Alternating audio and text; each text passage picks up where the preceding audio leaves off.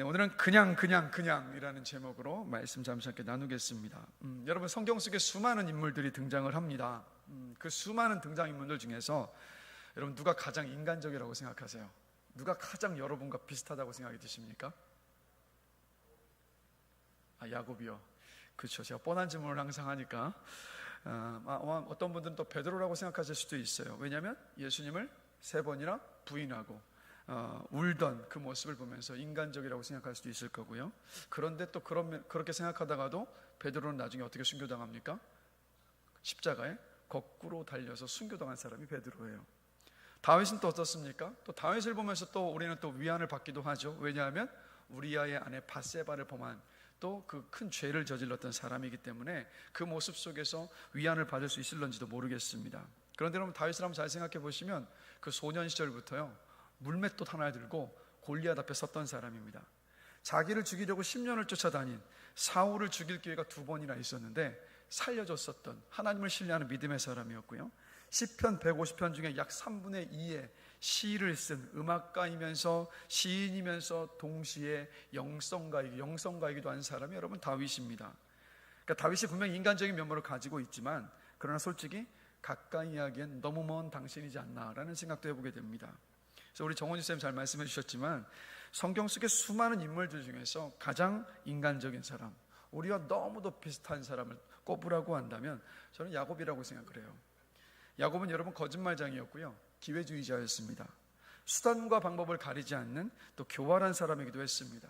그리고 끝까지 무언가를 물고 늘어지는 집요함을 가지고 있기도 했고요, 그리고 또 한 여인을 끝까지 죽도록 사랑했었던 또 로맨틱한 사람이기도 합니다. 그런데 또 그 내면 안에는 야망을 가지고 있었던 사람이기도 해요. 그러니까 야곱을 정의하자면 이렇게 볼 수 있죠. 세상적이고 세속적인 사람입니다. 그런데 또 그러면서도 그 안에는 할아버지 아브라함 때부터 이어져 내려온 믿음의 계보에 들어가고 싶어 했었던 또 영적인 그 소망을 가지고 있었던 또 그런 사람이기도 하는 거예요. 분명히 여러분, 야곱은요, 고대 시대 때 살았던 사람이 맞습니다. 그런데 야곱의 면모를 생각을 해보면 그냥 딱 요즘 사람과도 같아요. 그러니까 어떤 면에서 그러냐면, 형과 동생의 질서를 뒤집고 형과 겨루었고요, 아버지와 대결했고요, 그리고 여러분이 아시는 것처럼 하나님과 씨름했던 사람이 바로 야곱입니다. 그러니까 고분고분한 면모를 야곱의 일생 통해서 볼 수가 없어요. 그러니까 요즘 보면 전통과 관습과 규범과 권위에 대해서 노를 외치고 있는 이 세대의 모습들과 너무도 유사한 사람, 그게 바로 야곱입니다. 그리고 야곱은 하나님께 반항을 하면서도 하나님의 축복을 받아내고자 했었던 저와 여러분들과 너무도 비슷하죠.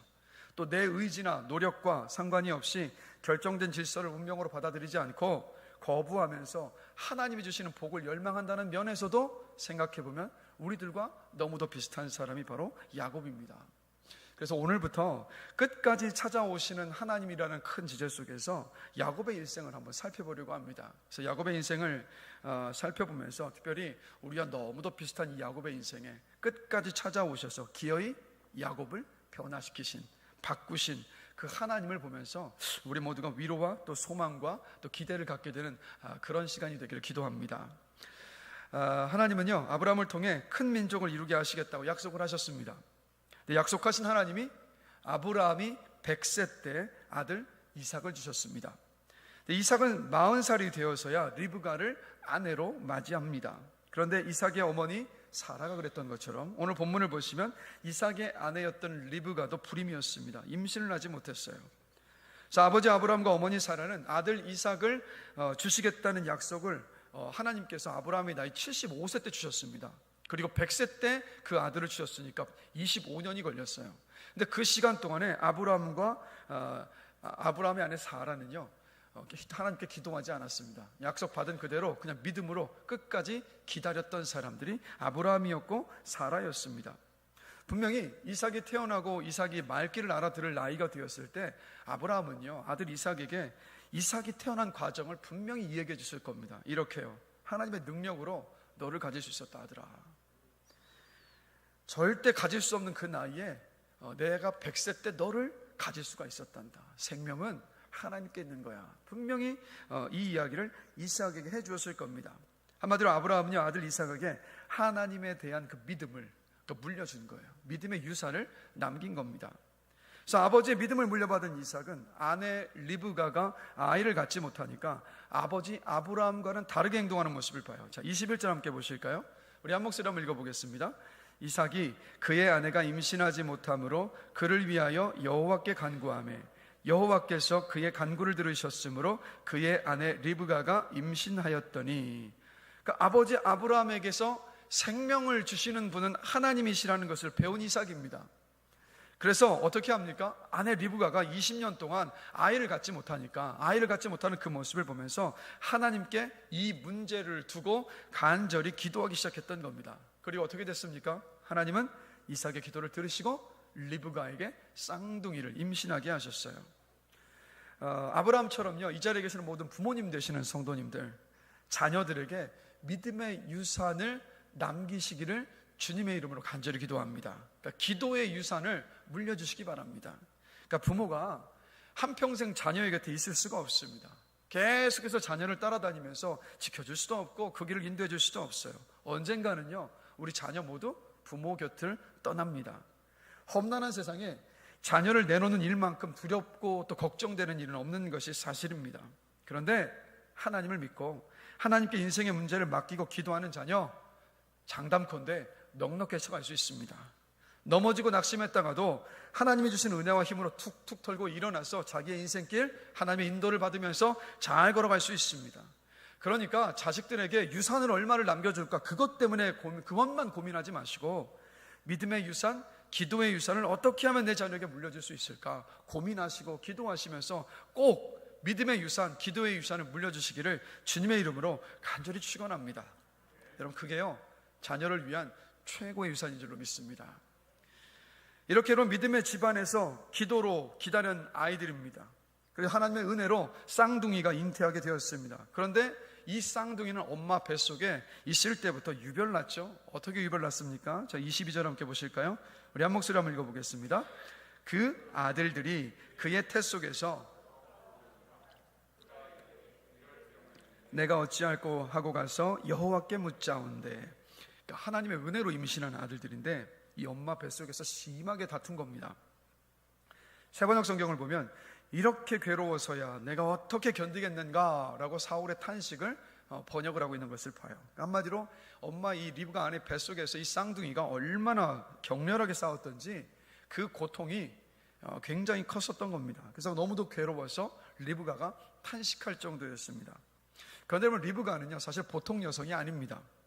아브라함이 종을 보내서 아들 이삭의 신부감을 찾게 했습니다. 그래서 아브라함의 종이 이삭의 신부감을 찾으러 리브가가 살고 있었던 그 동네에 도착을 합니다. 그때 하나님께 이런 기도를 해요. 하나님, 나와 내 낙타들에게 마실 물을 주는 여인이라면 이삭의 신부감으로 알겠습니다 라는 기도를 합니다. 그때 온 사람이 누구였냐면 바로 리브가였어요. 낙타 한 마리가 한 번에 물을 얼마나 마시는지 혹시 아십니까? 얼마나 마실까요? 50리터를 마십니다. 한 번에 50리터요. 굉장히 많은 거죠. 근데 이 아브라함의 종이 몇 마리의 낙타를 끌고 왔을까요? 10마리요. 그러면 이 낙타에게 물을 마시게 하려면 500리터의 물이 필요해요. 500리터는 몇 킬로그램입니까? 500킬로그램입니다. 그 일을 누가 했냐면 리브가가 했어요. 그냥 요즘처럼 수도꼭지 틀어서 하는 게 아니라 깊은 우물에 내려가서 물을 길어 올라와서 그 나귀들을 그 낙타들을 마시게 했던 사람이 바로 여러분 리브가였습니다. 뭘 말합니까? 육체적으로도 정신적으로도요 강인한 여인, 그게 바로 여러분 리브가였어요. 그런데 이런 여인이 뱃속에서 아이들이 싸우자 힘들다고 탄식을 할 정도였으니까 여러분 그 싸움이 도대체 얼마나 대단했다는 이야기겠습니까? 죽을 것 같은 고통 속에서 그래서 리브가는 하나님께 또 기도합니다. 리브가의 기도에 또 역시 하나님께서 응답을 하시죠. 23절입니다. 우리 함께 한번 읽어보겠습니다.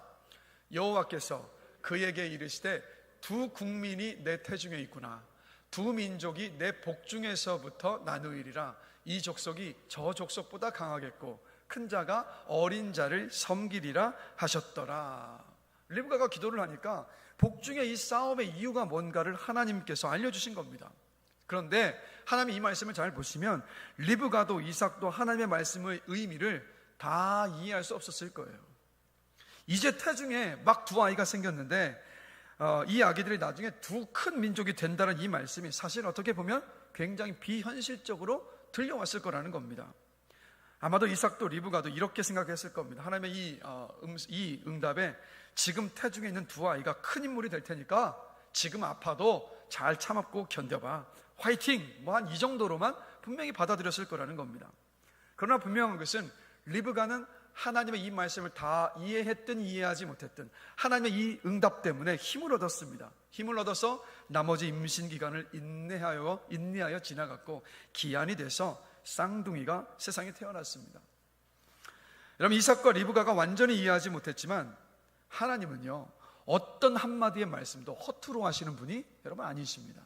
하나님께서 하시는 모든 말씀에는 바로 그 의미가 있어요. 그렇다면 리브가 뱃속의 쌍둥이의 싸움을 통해서 하나님께서 주셨던 이 말씀 속에서도 하나님께서 말씀하고자 하셨던 것이 분명히 있으시다는 겁니다. 자, 여러분, 이 본문의 하나님의 이 말씀을 로마서 9장 10절에서 13절 말씀을 보면 풀어서 이렇게 설명을 합니다. 우리 함께 한 목소리로 읽어보겠습니다.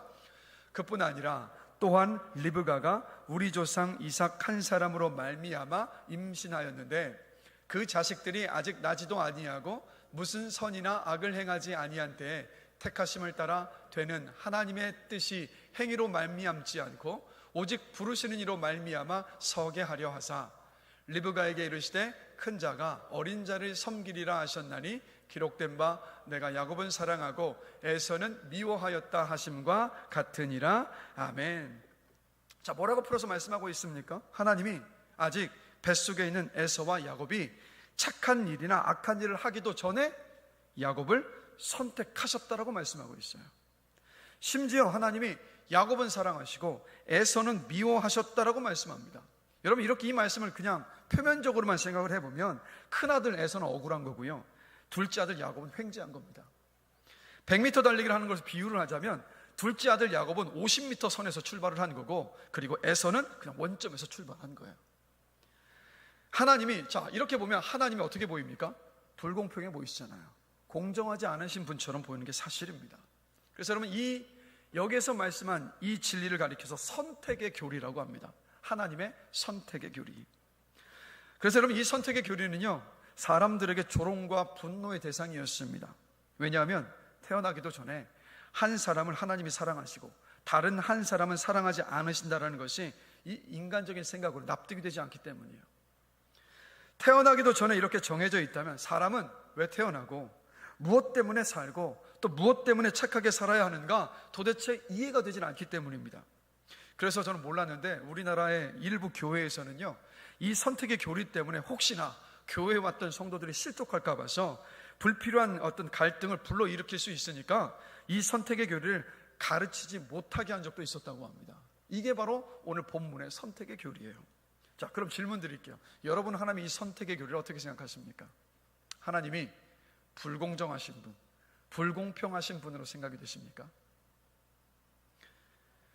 우리는 하나님의 선택에 대해서 사람들이 오해하는 게 있어요. 이렇게 오해를 합니다. 우리 모두 다 멀쩡하게 살고 있었어요. 그런데 하나님이 오셔서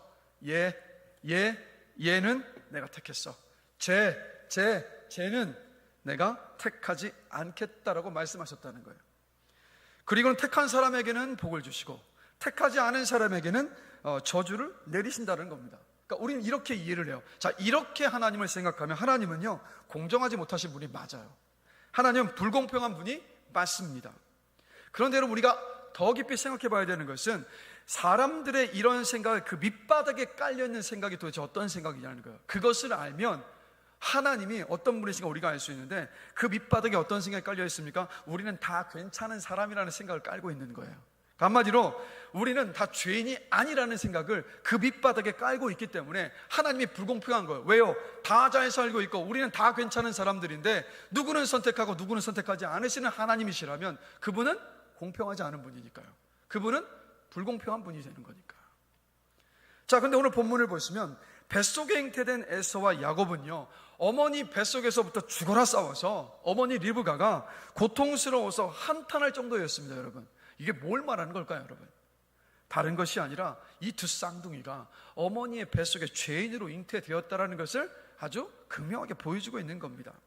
그래서 오늘 보면 25절을 보시면 에서가 태어났을 때 온몸이 붉고 털옷을 입은 것처럼 털이 많았다라고 기록을 하고 있죠. 그게 한마디로 뭐냐면 태어났는데 사람인지 짐승인지 구별이 되지 않았다라는 거예요. 나중에 에서는요, 에서의 인생을 보면 전혀 통제되지 않는 기질을 가지고 자기 욕심을 따라 살았던 사람이에요. 어떤 부모의 마음을 아프게 하는 것, 이런 것들을 아랑곳하지 않고 에서는 말씀으로 길들여질 수 없었던 그런 사람으로 살았습니다. 자, 그러면 야곱은 또 어땠을까요? 26절을 보면 야곱이 태어날 때 어떻게 태어났다고 말씀하고 있죠, 여러분? 형의 발 뒤꿈치를 붙잡고 태어났다라고 기록을 하고 있습니다. 그러니까 형보다 먼저 세상에 나가고 싶어서 그 태어나는 순간에도 형의 발 뒤꿈치를 꽉 붙잡고 나온 사람이 바로 여러분 야곱입니다. 그래서 야곱이라는 이름의 뜻이 뭐냐면 발 뒤꿈치를 붙잡은 자라는 뜻이에요.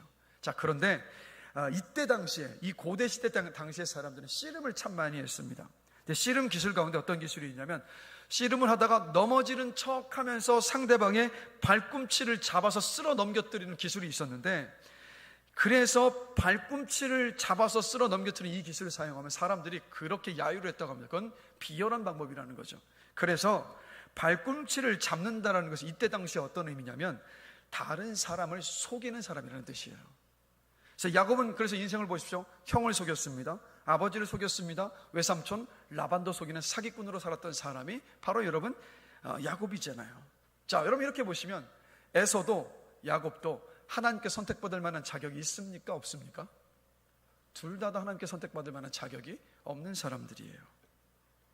시편 51편 5절 함께 보시겠습니다. 우리 한 목소리 읽어보겠습니다. 내가 죄악 중에 출생하였으며 모친이 죄 중에 나를 잉태하였나이다. 아멘. 이 고백, 이건 누구의 시냐면 다윗의 고백입니다. 다윗의 시죠. 다윗이 자신이 죄인이라는 것을 깨닫고 하나님 앞에 기도드린 시입니다. 다윗이 어느 날 자신을 깊이 한번 돌아보고 나니까 죄를 지어서 내가 죄인이 아니라 내가 죄인으로 태어났기 때문에 죄를 짓는다는 것을 알고 이 고백을 했었던 겁니다. 그러면 한 가지 제가 질문을 한번 드릴게요. 막 깊이 생각하지 마시고 제 질문에 그냥 바로 떠오르는 생각이 뭔가를 한번 잘 생각해 보시면 됩니다. 자, 여러분이 투명인간이 되신다면 뭘 하고 싶으세요? 생각하셨어요? 자, 그 머릿속에 떠오른 그 일이 선한 일입니까? 악한 일입니까? 개 중에 선한 일을 생각하시는 분이 간혹가다 있는데 제가 이 질문을 할 때마다 대다수는요 선하지 않은 생각을 먼저 하시더라고요. 이게 뭘 말합니까, 여러분? 아담 이후에 태어나는 모든 사람은요 죄의 오염이 된 죄로 이 땅에 태어납니다. 그러니까 죄인으로 태어나요. 죄를 지어서 죄인이 아니라 죄인이기 때문에 우리는 죄를 짓는 겁니다. 우리는 처음부터 망가진 사람들이었습니다. 모두가 지옥행 급행열차를 타고 사망과 영원한 심판을 향해서 달려가고 있었던 죄인들이 바로 저와 여러분들이었습니다. 이렇게 보면요 하나님의 선택은요 불공정하고 불공평한 것이 아니라 은혜라는 것을 알 수 있어요. 이 세상에 태어나는 사람들 중에 하나님의 선택을 받을 만한 자격이 있는 사람이 단 한 사람도 없기 때문입니다. 하나님이 나를 구원하셔야 될 이유가 있습니까, 여러분? 하나님이 나를 사랑하셔야 될 이유가 여러분 있습니까? 솔직하게 우리 중 어느 누구도요 하나님의 기준에 부합하는 사람 없습니다. 우리가 뭔가 아무리 많이 해도 하나님의 마음을 흡족하게 해드릴 수가 없어요. 그분의 스케일이 여러분 얼마나 큰데요. 하나님은 온전하시고 완전하신 분이시니까 우리는요 인정해야 됩니다. 우리 모두는 하나님의 기준에 미달인 사람들입니다. 우리를 구원하셔야만 할 이유도 없고 우리를 사랑하실 이유도 하나님께는 없습니다. 그런데 하나님은 우리를 선택하셨고 우리를 구원하여 주셨고 우리를 사랑하고 계시다라는 겁니다. 하나님이 어떤 사람을 선택하시고 어떤 사람을 버리시는지 우리는 알 수가 없습니다. 같은 사람임에도 불구하고 같은 형제임에도 불구하고 같은 쌍둥이임에도 불구하고 같은 부부임에도 불구하고 그 중에 일부는 하나님께서 버리시는 것만큼은 분명합니다. 여러분 하나님의 선택은요 하나님의 주권입니다. 하나님의 주권. 그럼 여러분 하나님께서 왜 이렇게 하실까요? 그 이유는요 우리가 받은 구원이 당연한 것이 아니라 하나님의 은혜라는 것을 우리가 알도록 하시기 위해서입니다. 자, 여러분 선택의 교리를 생각하실 때마다 우리는 하나님의 은혜를 돌아볼 수 있어야 돼요. 그래서 여러분, 하나님의 이 선택을 가리켜서 unconditional election이라고 합니다. 바로 무조건적인 선택. 하나님은 여러분들이요, 악과 선을 알기도 전에 구원하시기로, 자녀 삼으시기로 선택하셨습니다. 창세전에 하나님의 자녀 삼으시기 위해 여러분을 선택하셨습니다. 그런데 아무 조건이 없어요. 무조건적인 선택이었습니다. 그리고 나를 무조건적으로 선택하신 이 은혜는 어떤 은혜냐면, 보시는 것처럼 irresistible grace, 뭡니까? 저항할 수 없는 은혜라는 거예요. 저항할 수 없는 은혜. 어떤 사람은요, 너희가 그 은혜로 말미암아 믿음으로 구원을 받았다라는 말씀이 있으니까 하나님이 은혜를 주셔도 내가 믿으니까 구원받는 거다라고 이야기하는 분들이 있는데, 여러분, 그러니까 내 공로를 조금이라도 이야기하시는 분들이 있어요. 그런데 이 은혜가 어떤 은혜인지를 잘 모르기 때문에 하는 말입니다. 하나님이요, 어떤 사람에게 은혜를 주시기로 정하시고 은혜의 햇살을 그 사람에게 비추면요, 그 사람은 저항할 능력이 없이 그 은혜를 받을 수밖에 없어요.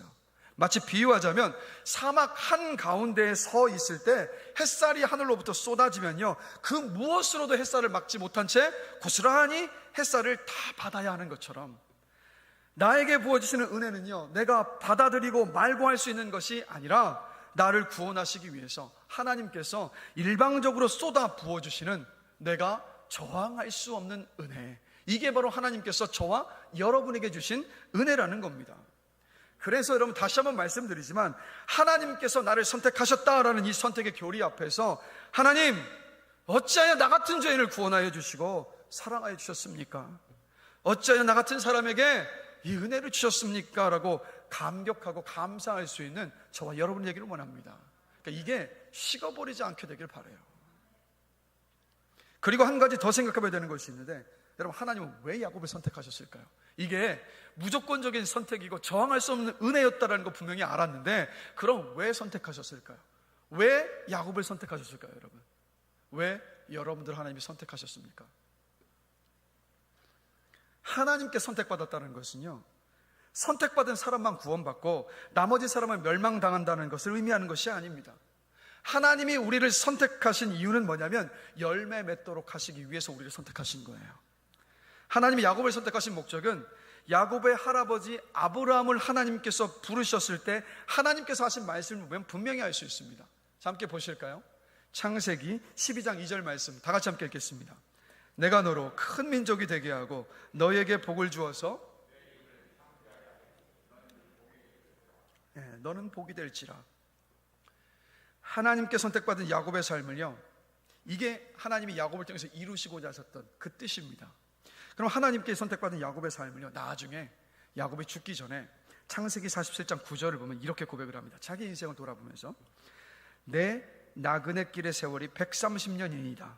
내 나이가 얼마 못 되니 우리 조상의 나그네 길에 연조에 미치지 못하나 험악한 세월을 보내었나이다. 하나님께 복받고 싶은 야망을 쫓아서 아버지를 속이고 형도 속이고 그렇게 집을 어쩔 수 없이 떠나야 했었던 야곱입니다. 근데 그때부터 야곱의 인생은요, 험악한 시간이었습니다. 하나님은 그 험악한 세월 동안 어떻게 일하셨습니까? 야곱을 만지셨잖아요. 야곱을 다듬고 깎으셨습니다.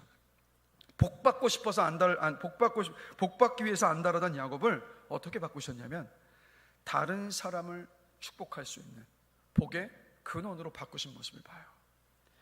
뒤꿈치를 붙잡고 태어난 사람이라는 야곱이라는 이름에서 하나님은 그의 이름을 어떻게 바꿔주십니까? 하나님과 겨루어 이긴 자라는 이스라엘이라는 이름으로 하나님께서 변화시킨 모습을 봐요. 그래서 내가 험악한 세월을 보내었나이다라는 이 고백을 누구에게 하고 있었냐면, 아들 요셉이는 애굽 땅에 가서 그때 당시에 대제국이었었던 이 애굽 땅의 왕 바로 앞에서 야곱이 했었던 고백입니다. 그리고 나서 그 다음 말씀을 보면 야곱은 어떻게 하는지 아십니까? 바로 왕을 아주 당당하게 축복하고 나오는 모습을 봐요. 그에게 복을 구하는, 하나님께 맡기며 기도하는 모습을 봅니다. 그래서 여러분이 하나님을 아버지로 고백하고 계시다면, 예수님께서 내 구주이시고 내 주인이심을 고백하고 있다면 하나님께 선택받으신 겁니다. 여러분을 선택하신 하나님은요, 야곱처럼 여러분을 연단시키시고 훈련시키시고 계십니다. 언제까지 일을 하실까요? 우리가 하나님 앞에 서는 그 순간까지요. 하나님은 택하신 사람을 바꿔 놓으십니다. 어떻게 해요? 하나님의 백성답게 하나님의 자녀답게. 그래서 그 삶을 지켜보는 불신자들이 하나님을 인정하고 믿게 만드신다라는 것, 바로 여러분들을요 복의 통로로 사용하십니다. 야곱처럼 험악한 시간을 지금 지나가고 계신 것 같으십니까? 어떤 시간이라고요? 나를 택하신 하나님께서 연단시키시고 훈련시키시는 시간입니다. 마치 금이 용광로를 통과하면서 불순물이 다 빠져나오고 순도 99%의 그 금이 나오는 것처럼 바로 나를 연단하셔서 정금과도 같이 바꾸시는 그 시간을 지금 지나고 계시는 겁니다. 여러분, 구원받을 자격 없는 사랑스럽지 않은 나를 구원하신 하나님이십니다. 그 말은 뭡니까? 하나님, 여러분 절대 포기하지 않으십니다. 여러분 절대 버리지 않으세요. 하나님을 신뢰하시면서 소망을 가지시고 하나님께서 연단하시는 이 시간, 하나님께서 여러분 정금같이 빚어가시는 모든 시간들을 소망 중에 인내하시면서 지나가게 되는 여러분들이 되시기를 주님의 이름으로 간절히 기도합니다. 사진을 잠시 한번 보여주시겠어요? 뭐죠 여러분? 아마 이게 그 40대 이상의 성도님들은 다 아실 거예요. 영화 로키죠. 권투 선수 로키를 그린 영화입니다. 이 영화 속에 보면요, 로키가 권투 시합 중에서 온몸이 만신창이가 되어서 곧 막 죽을 것 같아 보였습니다. 그런 로키에게 로키의 애인이 꼭 이렇게까지 해야 돼? 당신 이러다가 죽을지도 몰라. 당신 이미 할 만큼 했어 라고 외칩니다. 링 밖에서. 라운드를 시작하는 종이 울리니까 그 애인이 하는 말을 아랑곳하지 않고 로키는 다시 링으로 올라갑니다. 그러면서 이런 말을 해요. 오직 링 안에 있을 때만 내가 존재하는 이유를 느낄 수 있어. 당장 죽을지도 모르지만 내 존재의 의미를 느낄 수 있는 것이 링이었기 때문에 그렇게 죽어가는 듯해 보이는 그 상황 속에서도 로키는 링에 올랐던 겁니다. 제가 왜 이 말씀을 드리냐면 로키의 모습이 바로 우리의 모습과도 같아요. 사람은요 저마다의 짐을 다 가지고 있습니다. 그렇죠? 저는 저대로의 짐이 있고요, 여러분 여러분대로 인생의 짐이 있습니다. 그 짐이 우리 다 힘들다는 거 알아요. 그런데 그 짐을 우리 내려놓지 않으려 합니다. 왜 그렇습니까? 내려놓는 방법을 몰라서가 아니라 그 짐을 내려놓는 순간 내 삶의 의미와 가치가 사라질까 봐, 그것이 두려워서 우리는 그 짐을 내려놓지를 못합니다.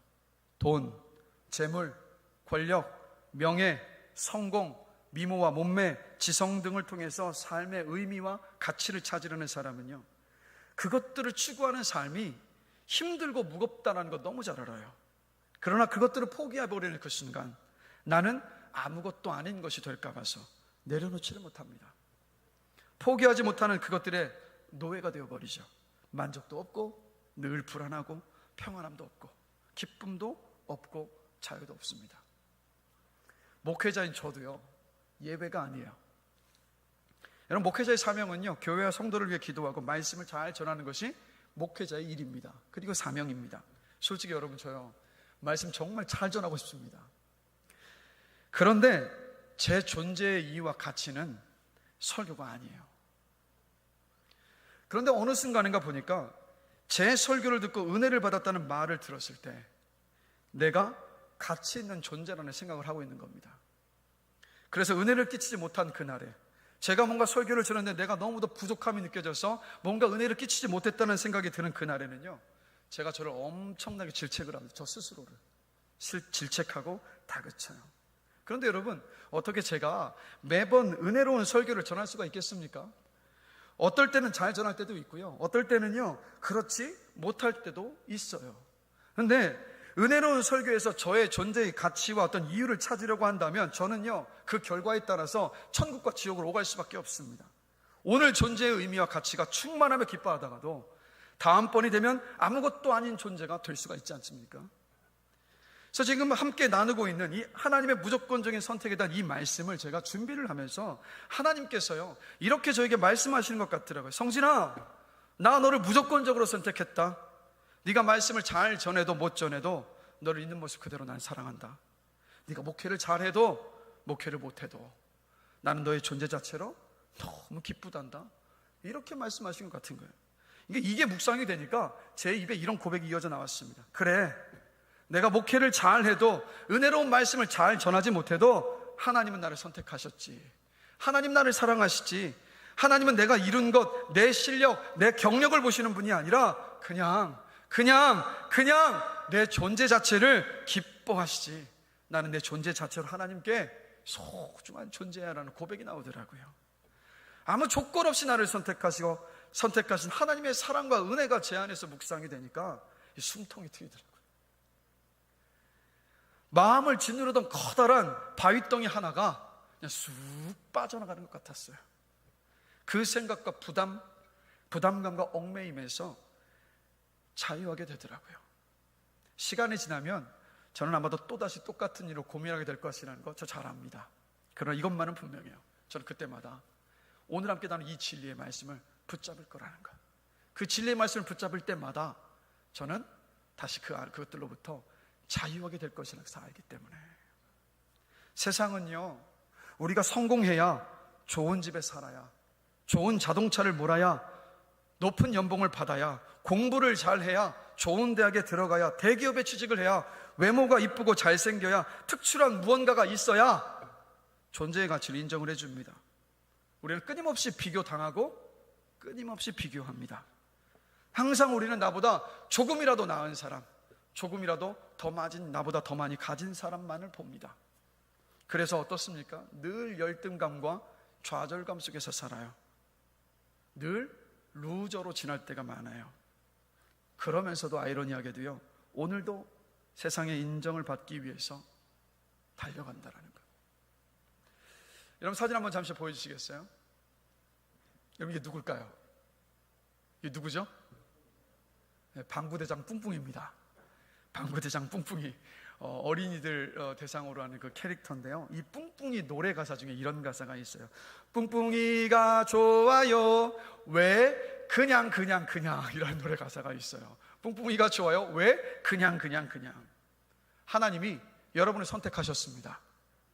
하나님이 여러분을 사랑하십니다. 왜요?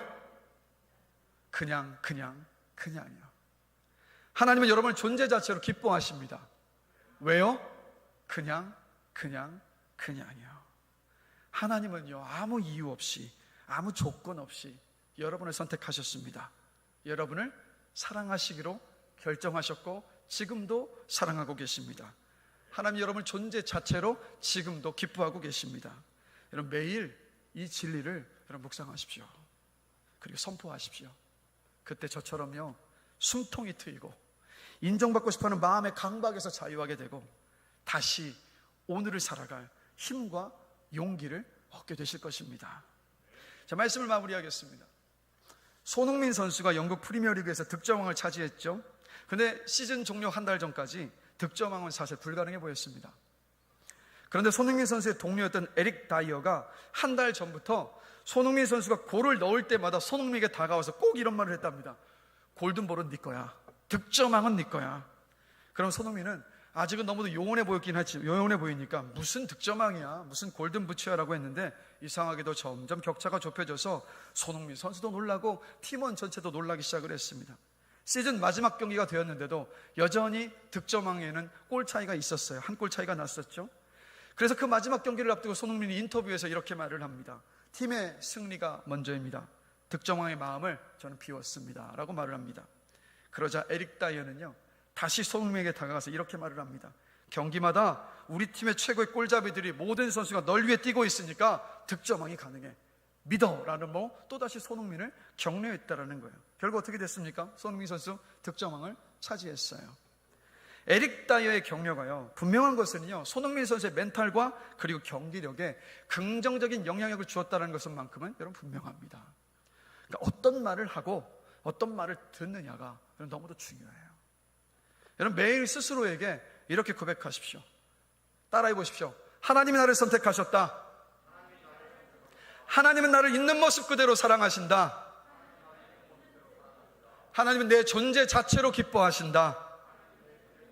늘 스스로에게 고백하십시오. 선포하십시오. 그리고 특별히 가족들에게, 자녀들에게 이렇게 말해주세요. 하나님이 너를 선택하셨어. 하나님이 너를 있는 모습 그대로 사랑하셔. 하나님 너의 존재 자체로 기뻐하셔라고. 여러분 하나님의 이 사랑 안에서요, 세상의 가치, 평가, 인정받고자 하는 그 강박에서 우리 자유할 수 있습니다. 하나님의 사랑 안에서 나의 존재 가치와 삶의 의미, 그 안에서 찾을 수 있어요. 오늘 나에게 주어진 삶을 살아갈 힘과 용기를 얻을 수 있습니다. 자, 여러분, 저와 여러분 모두가 다 그런 한 주, 아니요, 그런 한평생이 되기를 주님의 이름으로 간절히 축원합니다.